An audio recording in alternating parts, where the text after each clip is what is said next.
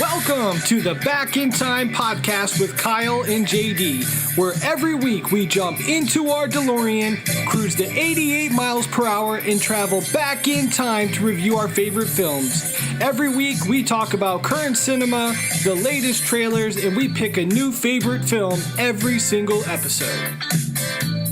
But I need a nuclear reaction to generate the 1.21 gigawatts of electricity. 1.21 gigawatts! Don't say that! Never say that! Goonies never say die! We're the best, we're the beautiful, we're the only Ghostbusters. Now, here's your host, Kyle Autry, and his co-host, JD. Welcome back to the Back in Time podcast. I am your host, Kyle Autry, joined as always by my co-host, JD. JD, how are you today? Happy Taco Tuesday, my friend. Hey, happy $7 Pizza Hut day. I don't know why I said that. The audience will be a part of soon. Yeah, they don't know, but they will know very soon. And thank you guys for hitting the download button on today's podcast. And as always, we want to encourage you guys to go over to Apple Podcasts, Google Play, YouTube, CastBox. Make sure you subscribe and follow the show.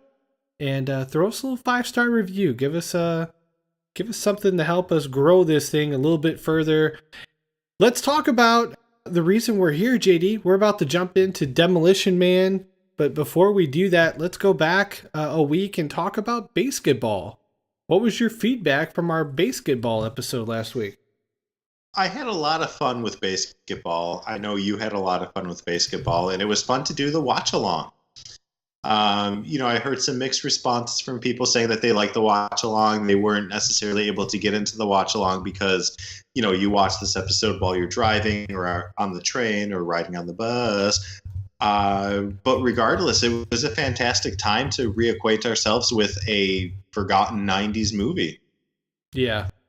Yep, and essentially that's the same feedback that I got. Some people just haven't gotten around to watching it because it is something that you have to kind of multitask and pull up Netflix, and I don't know how many of those we're gonna do. We're gonna have to do a poll topic and see what the audience wants, but we've got a full stack of things coming down the pipeline, and we'll get into some of it probably at the end of the episode. But yeah, we appreciate the support on basketball. Now, JD, let's talk a little bit about the week. How's everything been going with you, man? Pretty average. Nothing really too exciting. I got to report it's kind of a cold and dreary time where I got nothing exciting going on. It's a new year. Not much goes on in the movie world from the time that Christmas and New Year's goes on. So most of the people in the screenwriting industry just get back to work at the first week after New Year's, which is this week in which we're recording. So it's kind of been a slow week. Anything exciting on the script front? Anything get picked up? Nothing new. I'll talk offline to you a little bit more because I don't want to name drop. I hate name droppers, but I've got a project that I'm pitching to a pretty big A-list star that I think would be a perfect fit for. That's going to read a screenplay that I had written a few years ago. So I'm excited, and hopefully we'll get him on board with that. And then it'll film through a producer that I've done a lot of work with in the past as well. So awesome. You know what really chaps my ass, JD?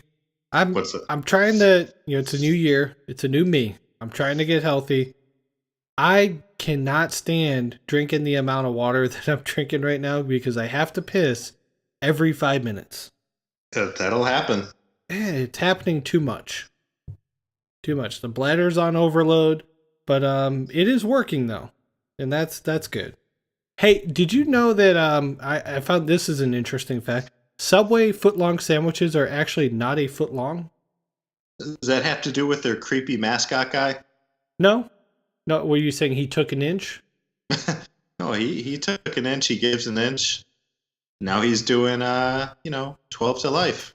Yeah, they got rid of the $5 footlong too. It's now $5.99. I don't like that. When Arby's did that, it used to be the 5 for $5. Yeah. And then it was 5 for $5.95. I was like, Arby's, who the hell do you think you are? I still love you though, so curly fry me up. Curly fry me up. You really do. You do love Arby's. I do. I think Arby's is very underrated. I would tend to agree with that. I think they're also underrated.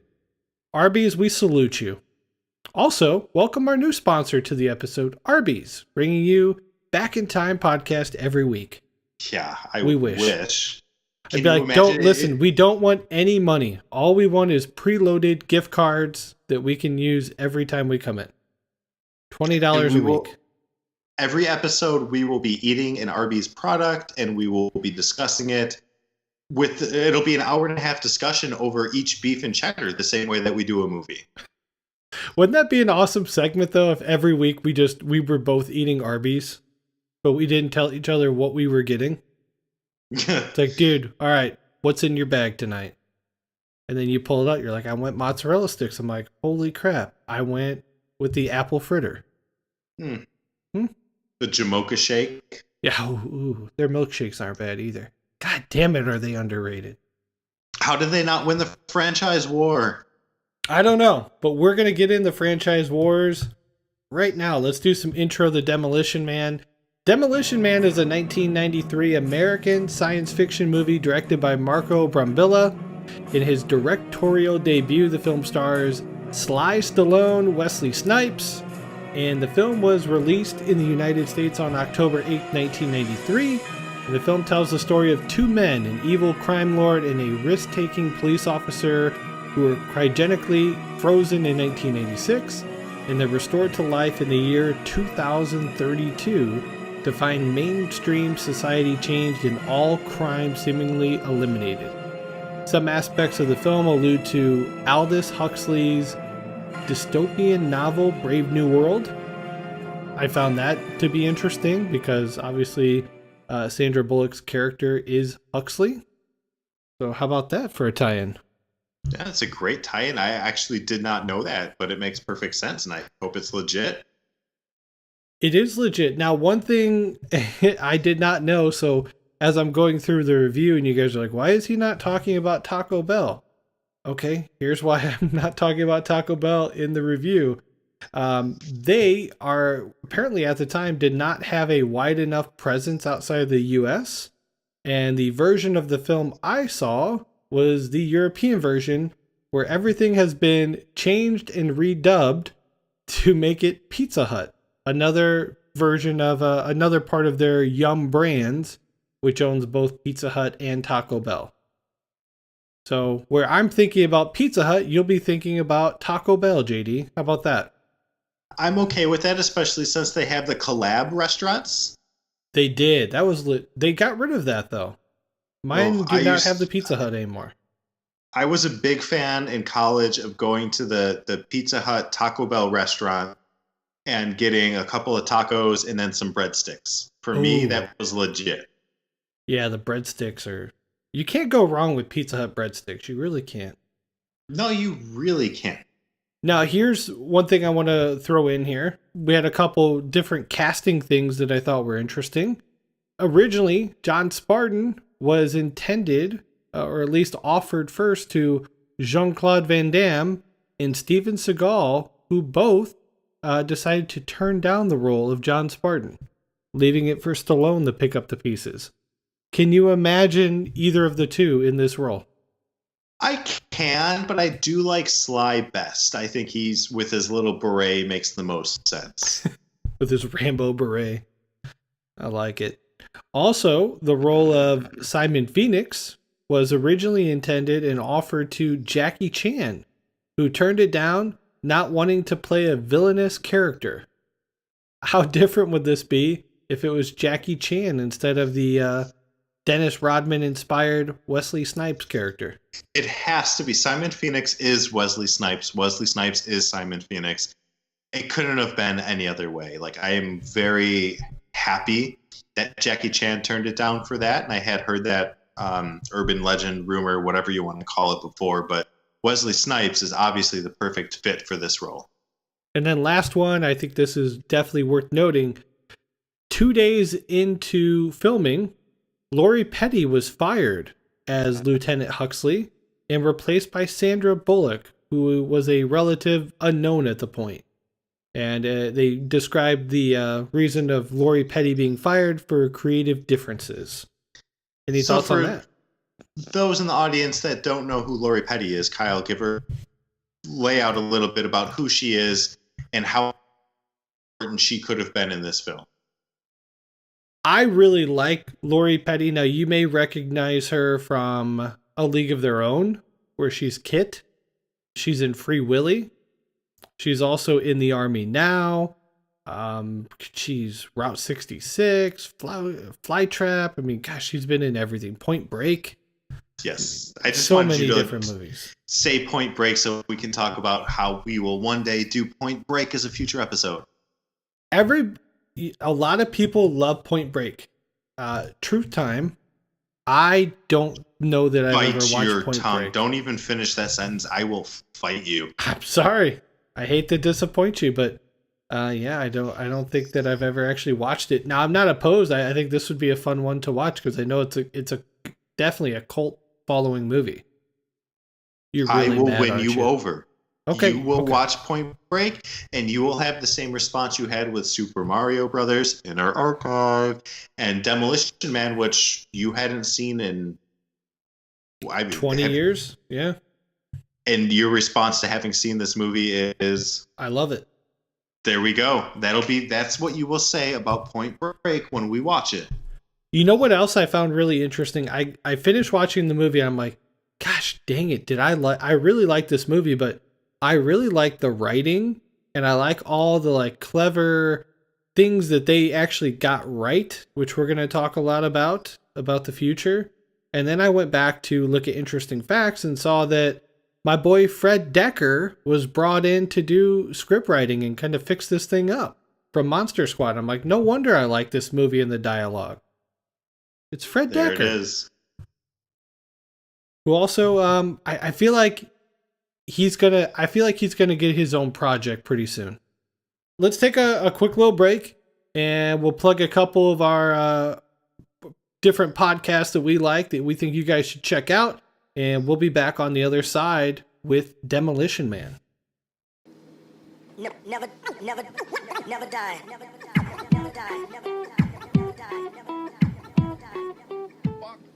You hate shit, I hate shit. Angry Dad Podcast. Dumbasses make you mad, I get mad. Angry Dad Podcast. Need help getting your lazy ass up to do shit? Angry Dad Podcast. Want to hear my crazy stories on Friday? Angry Dad Podcast. You can find me on Spreaker, Spotify, SoundCloud, Stitcher, Apple Podcasts, Google Play. Want to watch Angry Dad Podcast? IGTV, YouTube. You can find me at Beat of the Fourth Power on every social media. Check me out. Never die. Always living. Hey, this is Phantom Dark Dave, and I'm the host of Dave's Pop Culture Podcast. Right now, you're listening to the Back in Time Podcast, which features Kyle and JD, who have both been on my podcast. So if you're listening here, you need to listen to them there, and come check me out. Got everything from horror, science fiction, comic books and cartoons, and some outstanding comedy if you just like shooting the breeze. You can find me over on iTunes, Spotify, Podbean, and Google Play.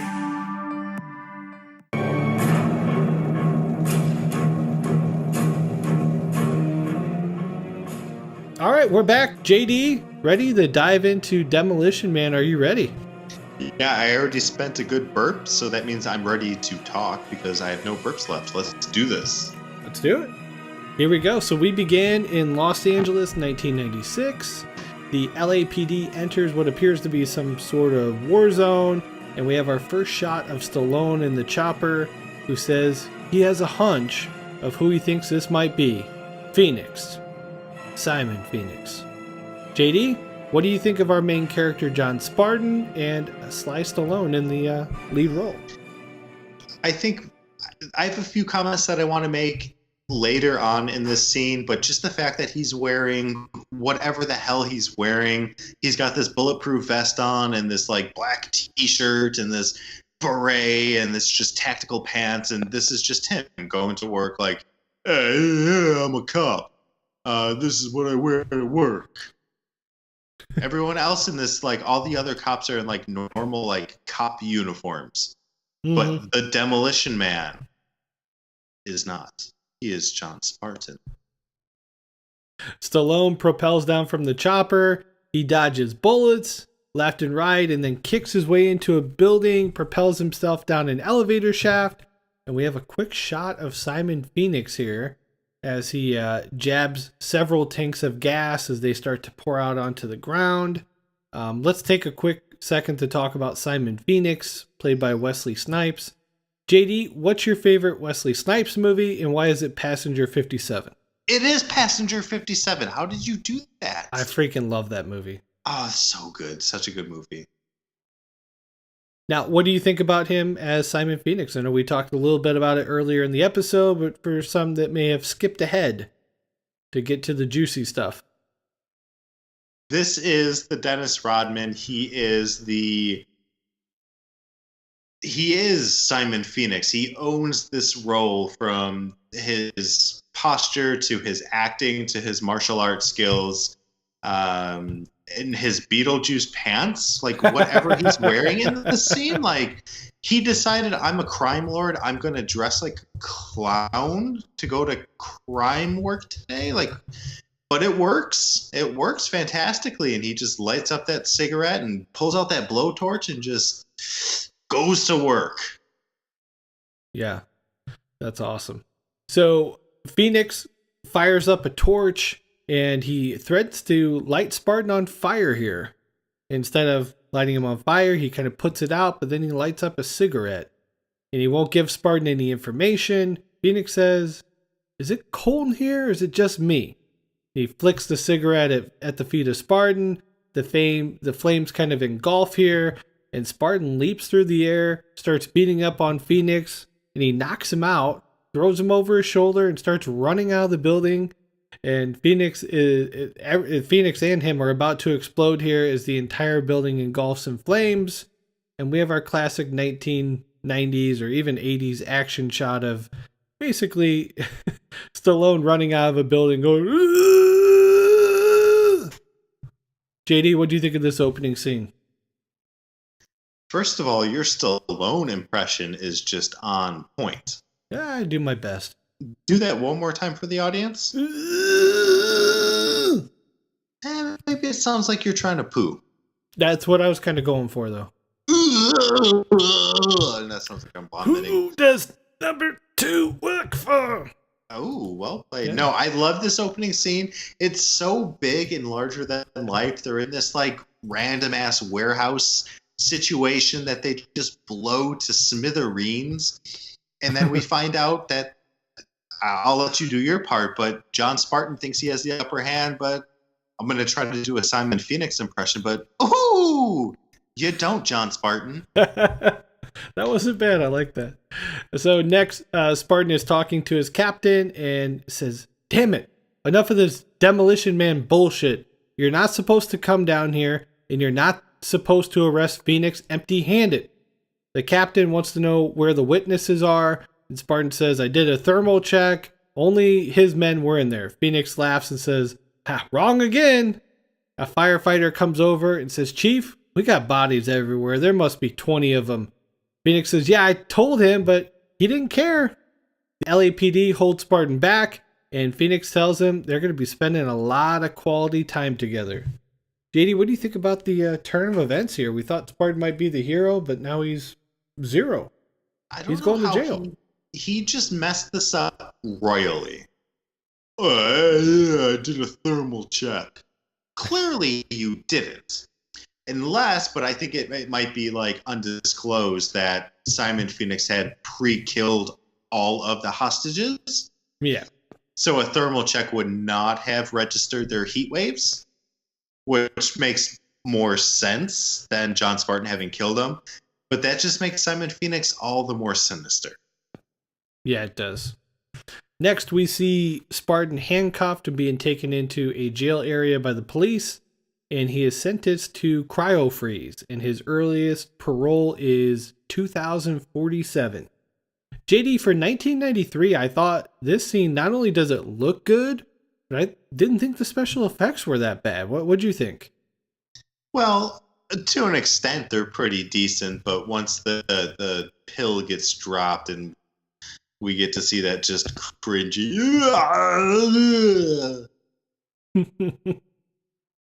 A little bit of Arnold in there, but he's president, so no big deal. So he's officially frozen on November 20th, 1996. We arrive in present day with Warden Smithers.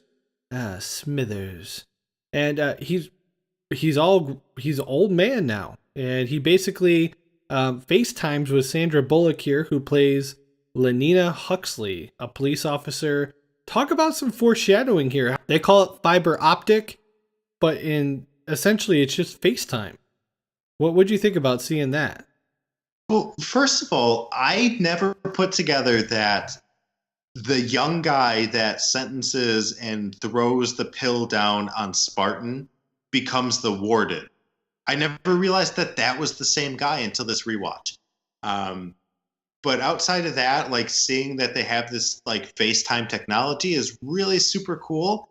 But I couldn't get over the fact of why the hell is she calling the warden of the prison while driving? Well, hello, warden. I am driving to the station right now. How are the prisoners? Oh, they're good, Huxley. Fantastic. I will continue. Why the fuck is she calling him? I don't know. It bothers me. Any thoughts on Sandra Bullock? Here's Huxley. Yeah. Many thoughts. I've always really liked her, and honestly, it looks like her career's gone for, going on 30-something years. She looks like she's maybe aged 5 years. She doesn't look all that different today than she does in Demolition Man. She's a very talented actress, and she has a very classical beauty to her. I do love me some Sandra Bullock. Check out her new film on Netflix. Getting a ton of press right now. The Birdwatch. I saw it. I thought it was awesome. Really good movie.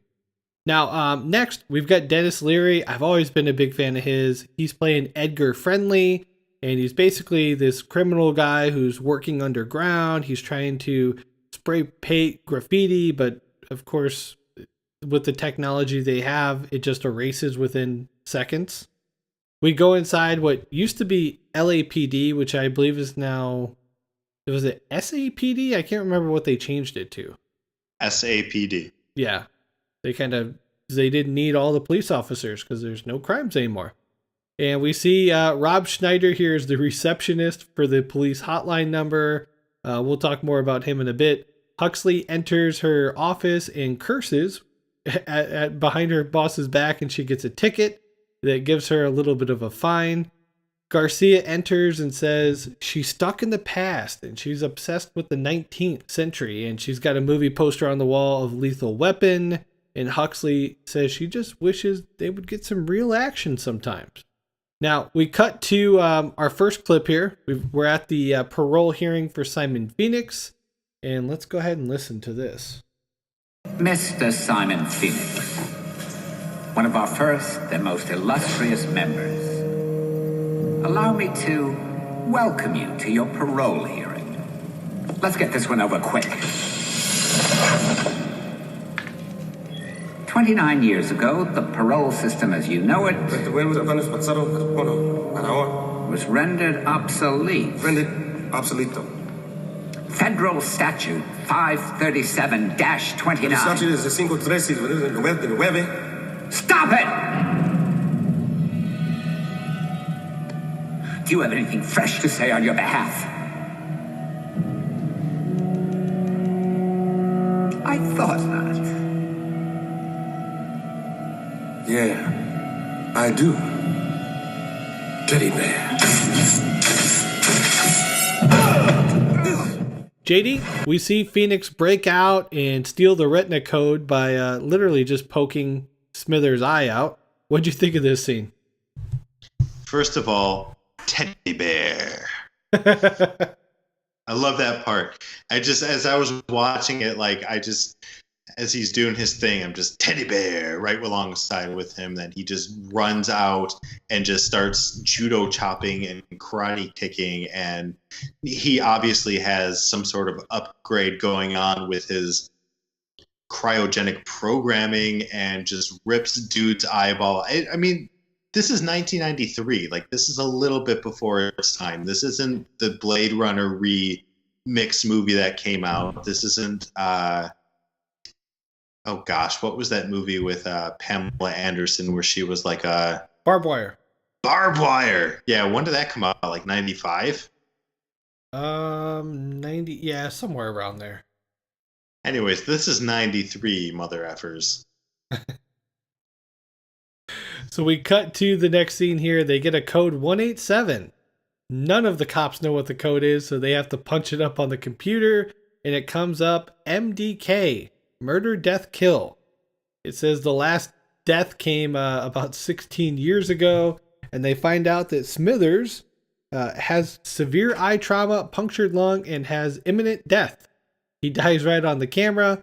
Huxley gets a list of the parole people that were supposed to come out that year. And that day, I should say, Agent Lamb says, it's Phoenix. Huxley says, how do you know it's Phoenix? He goes, Phoenix, he's evil in a way you could never even think about. He's a criminal of the likes you've never seen. Huxley says, there's no code to be found here.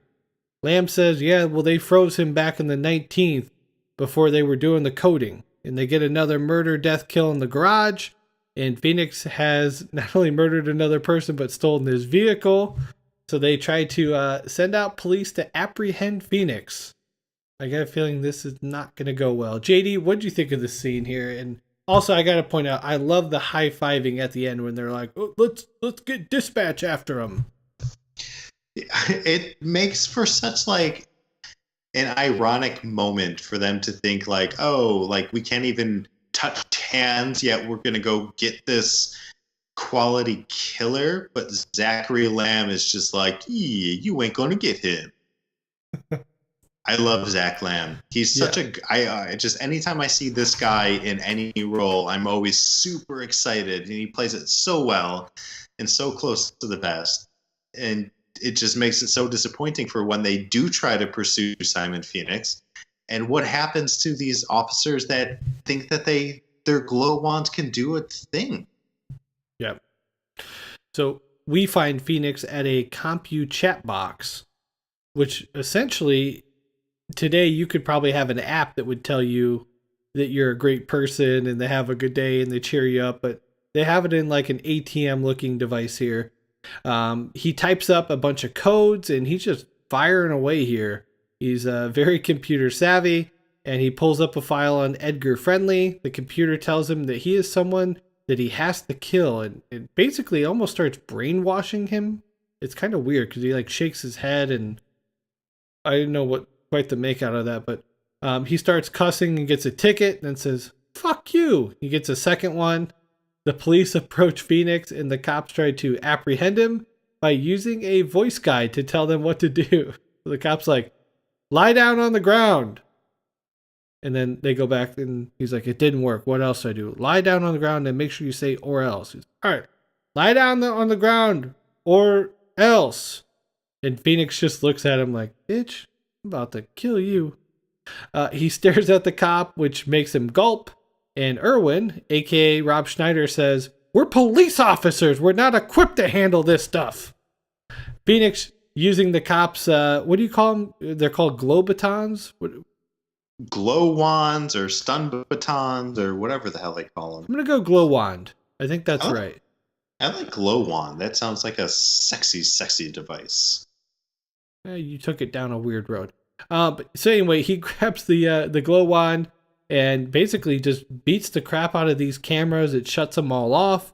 And Huxley is able to access one from a distance, and we see Phoenix blow up a cop car. JD, what do you think about this scene? You do not mess with Simon Phoenix. Like, I love the evolution of just how badass he is, and the fact that he's dressed as Chucky from Child's Play right now is just awesome. I love it. Now, here's another thing that they got right. the ability to be able to access those cameras pretty much all over the place, just live recording footage all over the city. Very well done for 1993. We also cut to a boardroom here where they're basically holding like a WebEx. So all the business partners are being broadcasted into this conference room, and there's only really one person in there.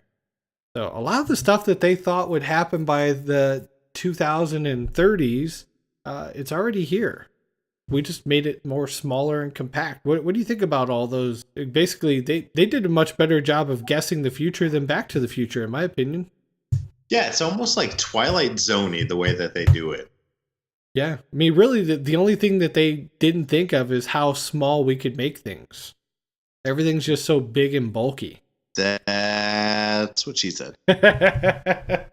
So the second we cut back to the boardroom and we see all the members are watching via screen, there's only one person in the office, and it's Cocteau. Is that how you say his name? Is it Cocteau or Chateau?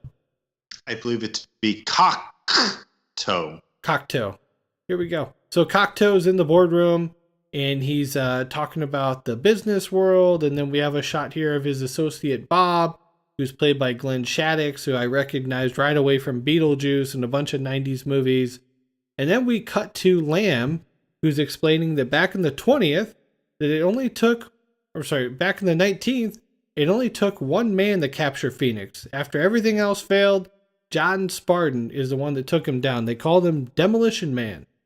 Lamb says Simon Phoenix is an old-fashioned criminal, and we need an old-fashioned cop. We need an old-fashioned cop, which really excites Huxley. We see Spartan getting unfrozen next.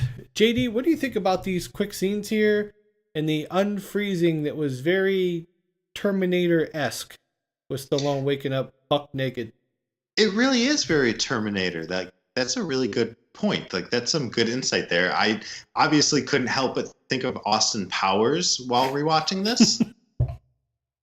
I have to pee. He peed forever. He did pee forever. Huxley meets Spartan next. She tells him it's the year 2032, and he's been in there for 36 years. He wants to know what happened to his wife, and she said, fortunately, she died in an earthquake in 2010. He wants to know right away about his daughter, and the chief of police, George Earl, says, "We didn't thaw you out for a family reunion." He says, "This is about you and Simon Phoenix. They've had 11 murder death kills already," and Garcia says, "There haven't been any murders in San Angeles, in 16 years," as they're explaining to Spartan that they're just basically unequipped to handle something like this. Let's listen to another clip here from Spartan, who's quickly learning what it's like in 2032. What's a Marlboro? It's a cigarette, any cigarette. Smoking is not good for you, and has been deemed that anything not good for you is bad, hence illegal. Alcohol, caffeine, contact sports, meat. Are you shitting me? John Spartan, you are fined 1 credit for a violation of the verbal morality statute. What the hell is that? John Spartan, you are fined 1 credit. Bad language, chocolate, gasoline, uneducational toys, and anything spicy. Abortion is also illegal, but then again, so is pregnancy if you don't have a license. Caveman, let's finish with all the Rip Van Winkle and get moving. Mr. Phoenix has risen from the ashes. JD, what do you think about this scene? I feel like this scene sort of really echoes a lot of what we're going through with like the current political climate even. Like, if you see somebody smoking on the side of the road, you're immediately like, oh, that son of a bitch. Those are no good for you. Throw him in prison. Like, at least that's my mindset. Like, I'm just like, you're so everybody, and it's so easy to be judgmental about every little thing to try to control anybody else. And I feel like that's the future that John Spartan's walking into. But he's the Demolition Man. He blows up buildings and kills, innocent hostages just for the hell of it. What do you call this day? This is Tuesday for John Spartan. Light him up a cigarette. Here's one thing we never got an answer to. What the heck happened to his daughter? It was like foreshadowed here and then never went back to. I'm sorry, are you wanting me to comment on that sad fact? Yeah, I do.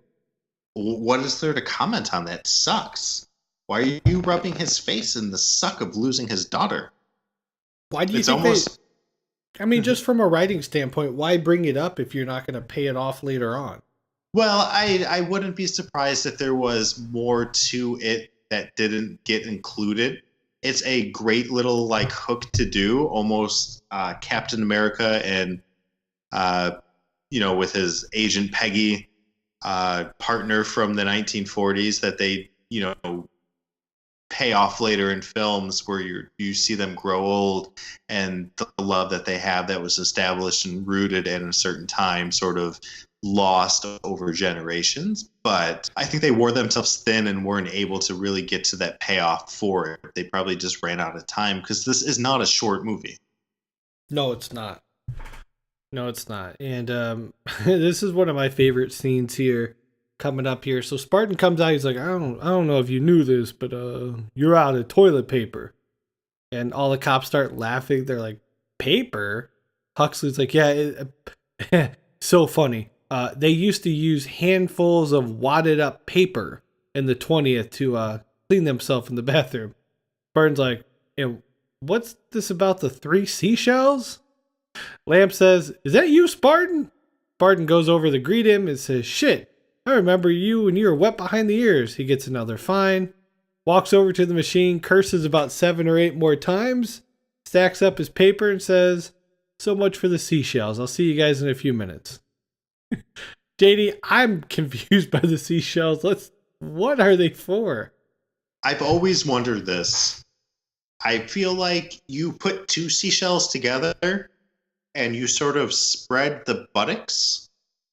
And then you use the third to sort of like scrape it, maybe? Let me ask you this. Why the hell are we still using toilet paper? We haven't designed something better now where as we're sitting on the bathroom when we're done, we don't just click a button, it goes, dries it up, and we stand up and walk out. Especially on airplanes. You'd think that you can just open the bottom of the toilet and the force just sucks it out of you. And then the cold air just like cools your anus. And then you go on your way. Yeah, we need to get Elon Musk on this whole toilet paper thing. And what are you doing? He's wasting his time with other bigger problems. Like toilet paper is the problem. Debatable. I think toilet paper is the issue. A lot of waste, man. A lot of waste. No, it is a lot of waste. It's insane to think what we do and what we waste here in America, and then to try to compare to if you lived in, I don't know, some random country in South Asia. What do they do? Do they have toilet paper? I don't even know. They probably just go in the trees. And what, use leaves? Oh, yeah. I guess that would make sense. Chief Earl and Spartan argue in the office about how the chief thinks they don't need Spartan. And Spartan tells him, hey, man, he's not opening a business here. This Phoenix guy, he's looking for a gun. The chief's like, well, the only place you can get a gun in the city is at the museum. Spartan turns to look at him, and they both have that light bulb moment. They're like, obviously, that's where he's at. So we cut to Phoenix, who is indeed at the museum. He finds the guns and says, oh, home sweet home. We cut to Spartan, who's with Huxley and Garcia. He's like, I'll drive. But he can't figure it out. So he's like, Huxley, you drive. I don't need this. So Huxley and Garcia turn on the oldies, and they start singing the Armour Hot Dog song. JD, I don't know that I'd ever even heard of an Armour Hot Dog song. But what do you think of that old classic tune? Learned about it from this movie, and I remember when I watched this and then was with my stepdad and being like, what are Armour hot dogs? And he was obviously high and drugged out of his mind, but was like, oh, those were hot dogs. Oh, thank you. Thanks, old man. Now back to your Coke. Coca-Cola, he was thirsty. Diet Coke at the time. Okay, diet. Spartan is rubbing his temples in the back seat. And it says, put me back in the icebox. Phoenix is trying to bust out the guns from the case when a man says, "Sir, what seems to be your boggle?" Phoenix says, my boggle. How much do you weigh? He throws the man through the glass. The cops arrive at the museum to see all the patrons are leaving in a hurry. Inside, Phoenix says, "Excuse me, Rambo, I need this." I like the little tip of the cap there. Let's listen to Phoenix and Spartan getting reacquainted here. What can I say? I'm a blast from the past. Should have stayed there. Oh boy, that voice sounds familiar. Who is that? Bad A, Blondie. Spartan? John Spartan? Oh shit, they let anybody into this century. What the hell are you doing here? Simon says bleep. Great. Just great. You're making it too easy. JD, what do you think of this scene? No, it really is cool. And you sort of overlooked one of the best parts in this movie when Simon Phoenix sees a group of Asians walking by and he looks at them and goes, ching, chong, chong, chong, chong. I don't know how I missed that. Well, I definitely would have included that. That's my favorite part in this entire movie. Like, that he just looks at them and his response is, ching, chong, chong, chong, chong. I just love the one-liners in Spartan. There's one with Spartan where he's like, "You're on TV," and then he just hits him with a TV. There's no big deal. Here's the TV, boink. Yeah, I'm just gonna pick it up and throw it. Hey, Adrian! Anyway, Huxley says, "Wow, you really meet your match," and licked his ass. Spartan's like, "You met your match and kicked his ass. What's the matter with you?" Dr. Cocteau is quite pleased with Spartan here, and he invites him to Pizza Hut. Not Taco Bell in the version I watched. And he gets to bring Huxley along. Spartan doesn't seem too excited. He's like, "Pizza Hut? Ugh." Or Taco Bell. But Huxley's literally jumping up and down with excitement. What do you think of this scene here? What do you think from a storyline standpoint is kind of going on? It's I don't know. I think it's kind of a cool little send off to tying in modern day to the future. And it's, we got this guy playing the piano and garden in the valley, valley in the garden, garden of the jolly green giant, whatever the hell he's singing. I think you got it right. I don't know. I know I got it right. I've seen this movie so many times. And then he gets his food, and it's like 3 nacho chips with some like chili sauce and like a squirt of avocado. It's just so good like thing I wasn't hungry.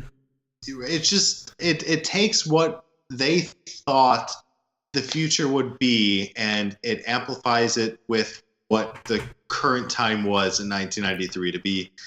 What would Pizza Hut or Taco Bell be serving in 2032 or 6 or whatever the hell it was. Yeah.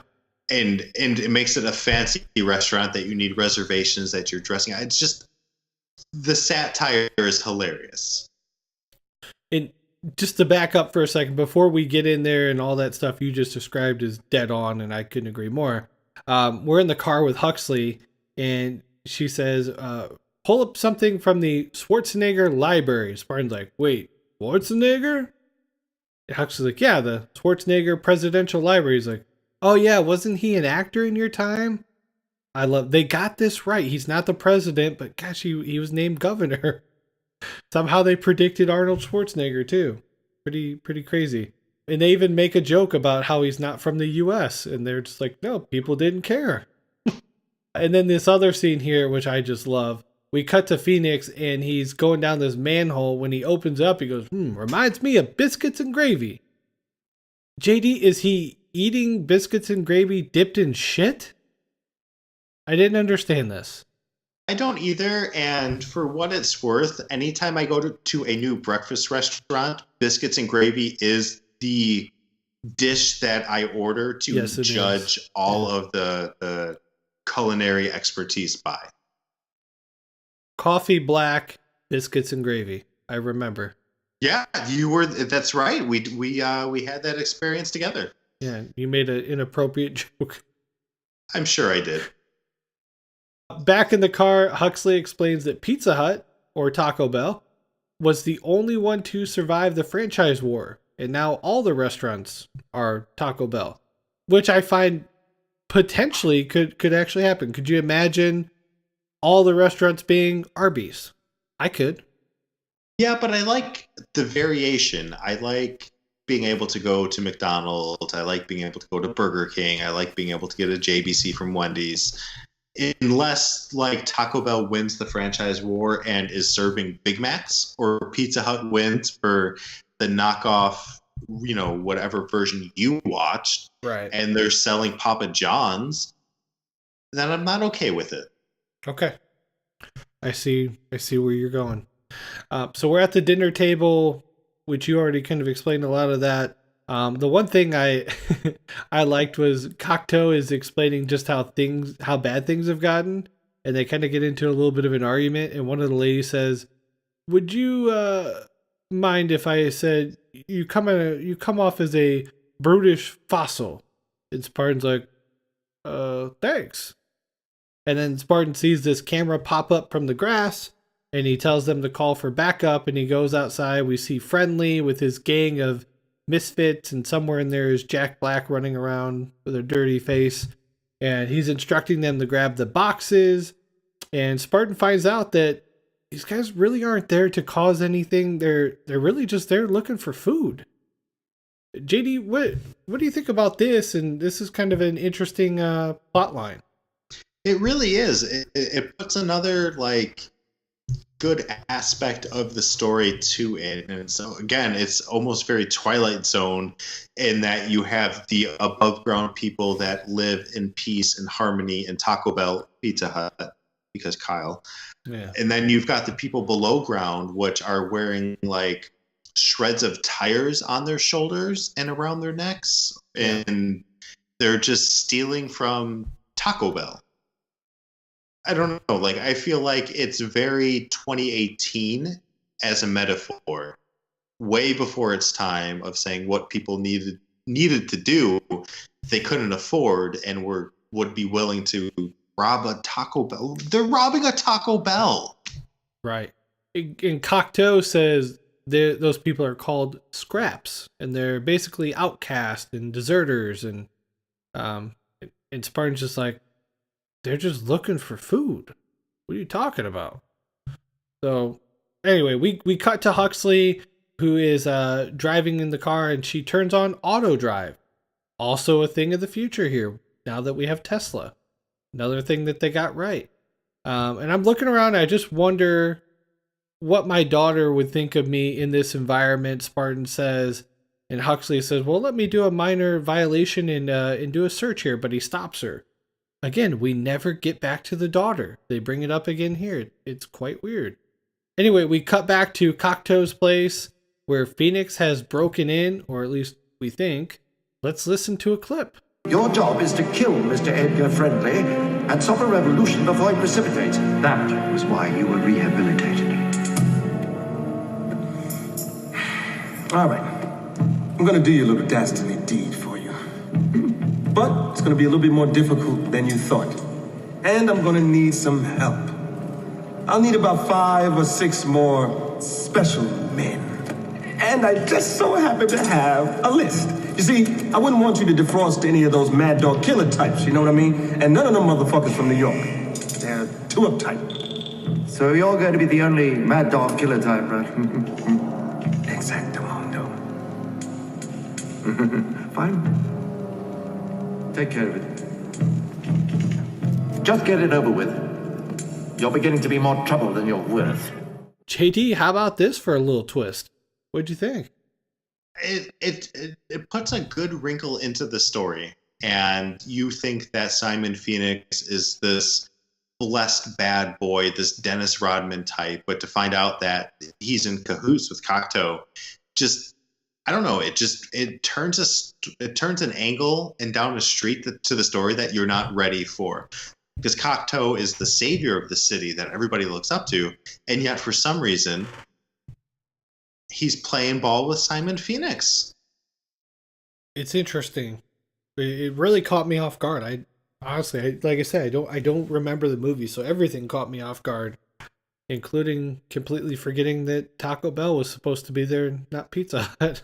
Now, anyway, this next scene, this also kind of threw me for a loop. So we arrive at Huxley's place, and apparently she's got Spartan living with her. I know there's a term that you like to use, like writing for convenience, but geez, talk about no backstory and just why would she have Spartan living with her? Well, they're not living together, but they're in the same building. Okay, I was under the impression that he was staying in her apartment, which she had several rooms. Either way, it's not well explained. It's just sort of assumes that the audience doesn't give a damn. Because realistically, there should be a lot of thought that goes into where he goes, why he's staying there, where his clothing comes from, teaching him how to use the seashells, like all of that important stuff to like get him rehabilitated to the current day is just glazed over. Now, Huxley just comes right out. She's like, I would like to know if you would like to have sex.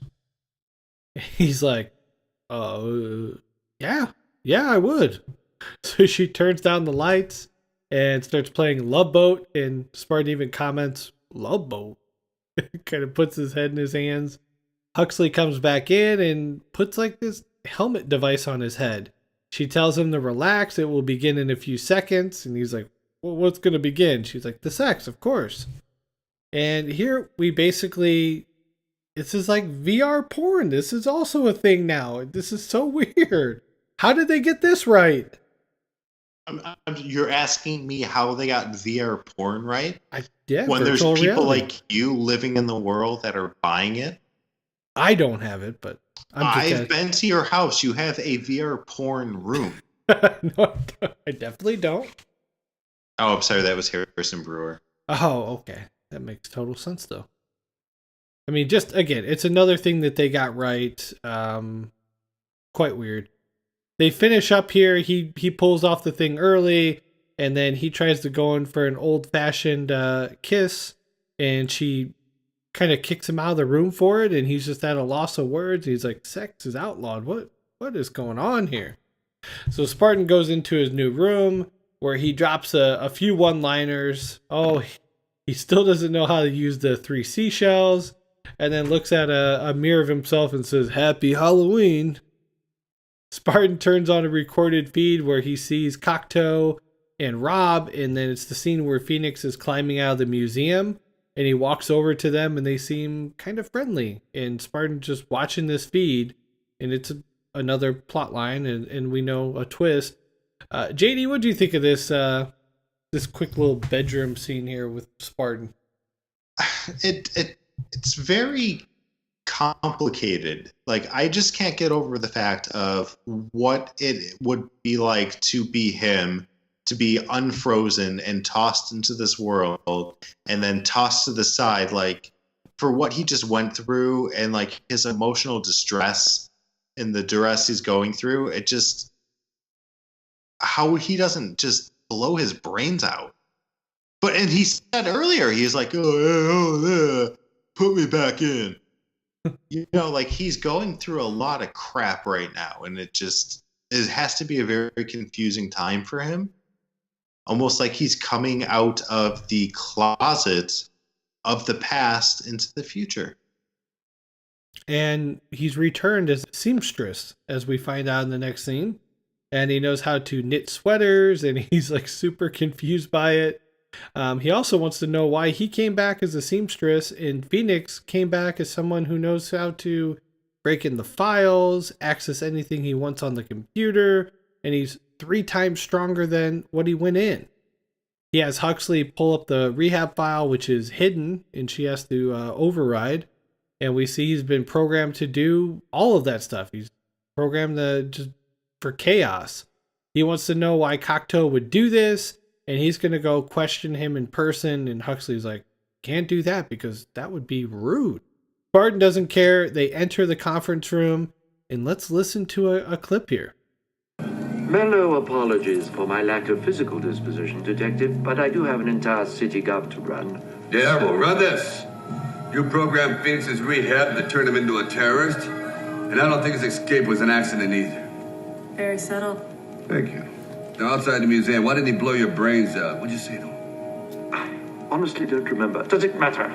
Yeah, it matters. I saw the security disc. He had a full 10 seconds to figure out where to put the hole in your fucking head. John Spartan, this display of barbaric behavior was unacceptable even in your time. Yeah. But it worked.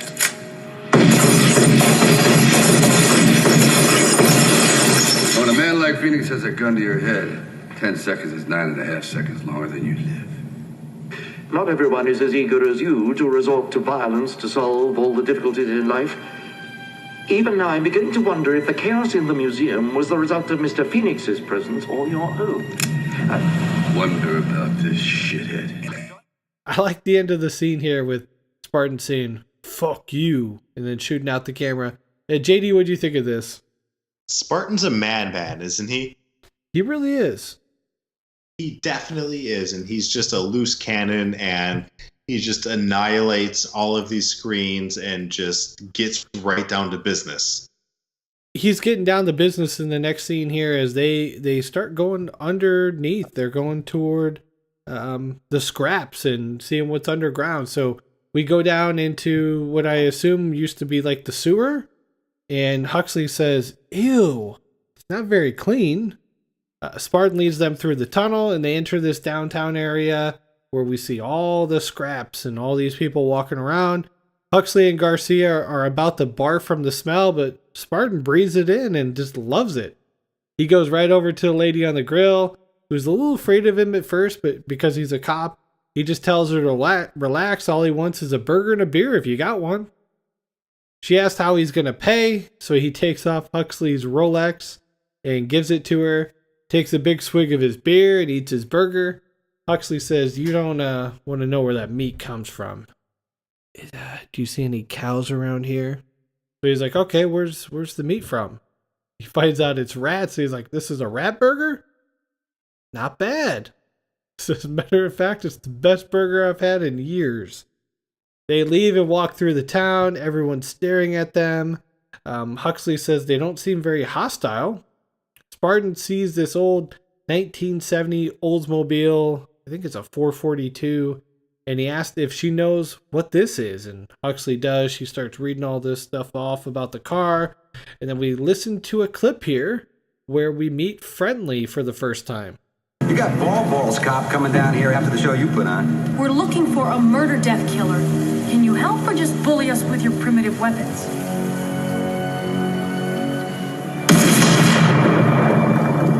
Well, maybe they're not so primitive. So you think you're taking me in, huh? Guess what? Not happening. You tell Cocteau he can kiss my ass. Yeah, that's right. You tell Cocteau it's going to take an army of assholes to get rid of me because I don't give a shit. I got nothing to lose. I don't want to rain on your parade, pal. But I don't know who the hell you are, let alone want to take you anywhere. So stay here, be well, and Cocteau's an asshole. Hey, let's take him and dump him up top. They're only down here to spy on us. JD, thoughts on this scene, finding out Friendly's actually a good guy? He is sort of that, like, folk hero. He's that missing link to what's important to society. One thing to point out here as you're watching these scenes here with all the scraps in these guys, there is a very young Jack Black kind of in the waiting room. He actually gets punched in the face at one point here, but I don't make too many notes of it. We cut back to Phoenix, who's got a new gaggle of friends, including one of them, Jesse the Body Ventura here, playing one of these guys. And he's kind of getting them up to speed. It's 2032. The whole world's become pussy whipped. And the bonus here, fellas, is we get to kill the guy that put you in jail. They're all like, "Spartan?" So they have a big toast. And we cut back to the scraps where Phoenix has found both Friendly and Spartan. He says, "Ooh, 2 for the price of 1. A gunfight breaks out. Friendly shoots down Phoenix from the catwalk. He falls to the ground, immediately knocks out Garcia with a punch. Spartan's giving chase here as he yells, "Phoenix!" Phoenix exits via a manhole, and he jumps right into a car and says, "How nice. Must have been expecting me." Spartan takes the 1970 Oldsmobile 442, loads it into an elevator shaft, and crashes into this fancy Taco Bell dinner party, and he tells Huxley to buckle up. He takes off in the car and chases after Phoenix, and they chase through the street. Spartan gets up on top of the car and gets ready to jump as Huxley's trying to figure out how to drive a car for the first time. He just tells her to push the pedal as hard as she can, and they crash into the back of Phoenix's bumper. Spartan jumps on the roof. They're fighting back and forth, and Phoenix says, "Hey, remember the 20 people you killed? They were already dead." Spartan kicks Phoenix out, throwing him from the car, and he takes control and drives it flying through the air, crashing through this police station into a small pond. Huxley rushes over and says, "What happened?" He says, "I don't know, but all of a sudden the car turned into a cannoli." She says, "That life foam saved your life." JD, where the heck is life foam at when you need it? How has that not been invented? That's brilliant. It's clearly just styrofoam, right? Oh, yeah. Maybe styrofoam wearing a jacket, but yeah, we have to deal with like airbags that break your nose and mess up your face. Mm-hmm. And he gets life foam, which just, I can do whatever I want. Crash. Totally good. It's a brilliant idea, though. I really like it. Now, outside the police station, the chief tells him he's arrested. He just blows him off. Friendly arrives with backup, and Garcia's one of them now. Spartan says, "Look at you. You get a bump on the head, and all of a sudden you're Pancha Villa." Friendly says, "It's time to take a stand, Spartan." He gets 2 guns from the guys, and the chief again tries to stop him. Spartan is having none of it. Huxley tells the chief to take this job and shovel it. Spartan says, that's close enough. We cut to Cocteau's home, where Phoenix has shot him in the head, and he tells the guys to put another log on the fires. 2 of the goons attack both Huxley and Spartan as they arrive, and they both kick the crap out of these guys. Spartan says he's impressed as Huxley finishes off the guy that she's fighting with. She says she learned it all from watching Jackie Chan movies. How about that? They still threw in a Jackie Chan reference, even though he turned down the role of Simon Phoenix. Well played. They find Cocteau in the fire, and they hear a signal go off. Huxley said, "This is very bad. They're about to defrost everyone." And there's about 80 of them. It's all going to be done in the next hour. So in the next room, Spartan tases her with the glow gun and knocks her out. He sets her down and says, "I hope you understand this." JD, what do you think of this scene? The fact that they're looking to unfreeze Jeffrey Dahmer. Yeah. Yep. That's the next part here, but yeah, I love that. So it just, I like to think of things strategically, and I like to think what Simon Phoenix's plan is, and he's gonna unfreeze these 80-some criminals, and what? He's gonna start a criminal empire in the underground and steal Taco Bell? I'm just curious. It's not the worst plan. Gosh, now I'm hungry. Thanks a lot, Kyle. We cut to the scene where we're defrosting all these guys, and we're in the car with Spartan, who puts on his little hat and says they send a maniac to catch a maniac. He enters the defrosting center, and they shoot at each other back and forth. Spartan gets caught on this giant claw thing. Phoenix says, "I'm sure you're familiar with the long arms of the law, right, Spartan?" He starts shooting at him, calls him target practice.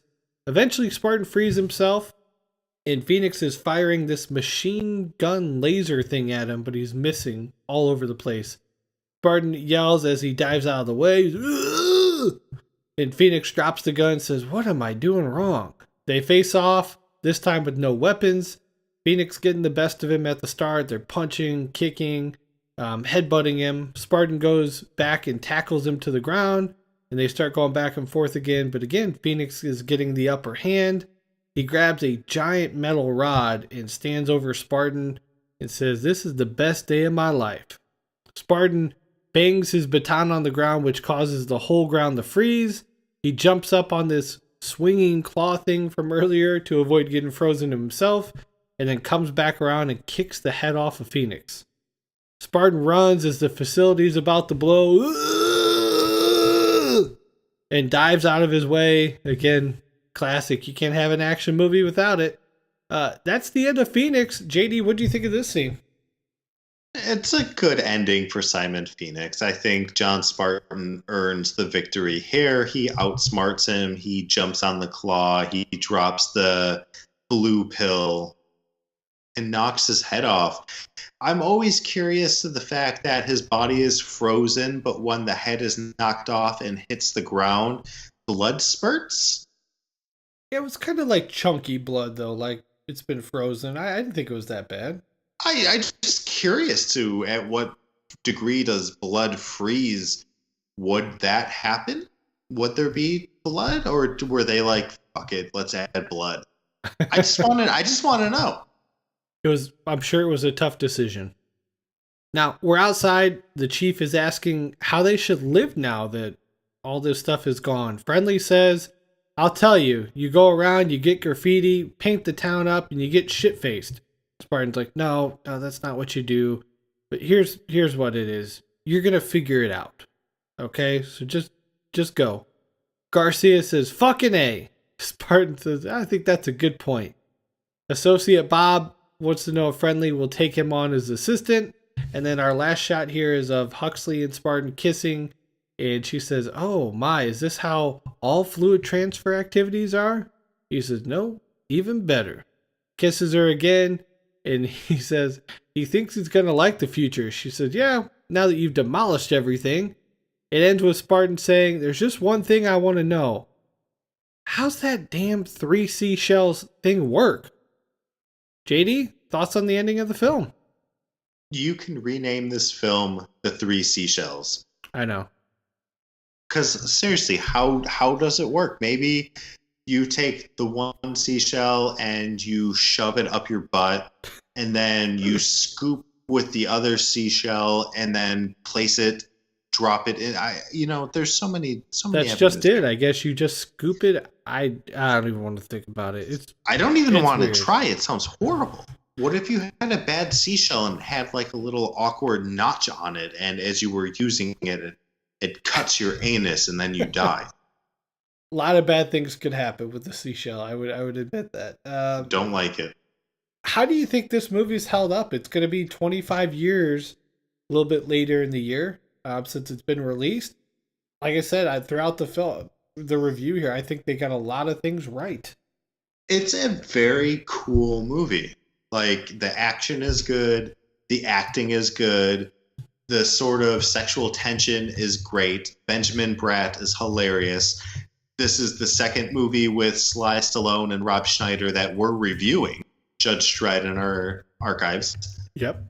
I think it holds up. Like, it looks great. It's hilarious. It's almost, in a modern day Twilight Zone episode for the foibles of what the future can hold and what the past can condemn the future to have to deal with. And I love it. Like, I almost want to say it's a perfect movie. There's a lot of negativity that I could spell. It's no The Burbs in our archives. But this movie holds up like no other. Yeah, I think it does hold up. It's a fun movie to watch. I kind of wish I would have bought it. I could not find it to buy, which led me to the bootleg version and getting the European cut of the film. Long story short, it's a movie that I need to watch more often than once every 20 years. I do want to review this again. Assuming the podcast is still around in 2032, we got to do it. Oh, I love that. Brilliant. Who knows? If we're still around then, we'll be old men. Let's talk about next week, man. We're going to be back with an all new episode, and we're diving into one of my personal favorites, The Goonies from 1985. I can't wait to get into The Goonies. Make sure you guys subscribe to the podcast, Apple Podcasts, Google Play, CastBox, YouTube. Everything is free. Just remember to click that subscribe button so you never miss an episode. Follow us on social media at backintimepod, Twitter, Instagram, Facebook.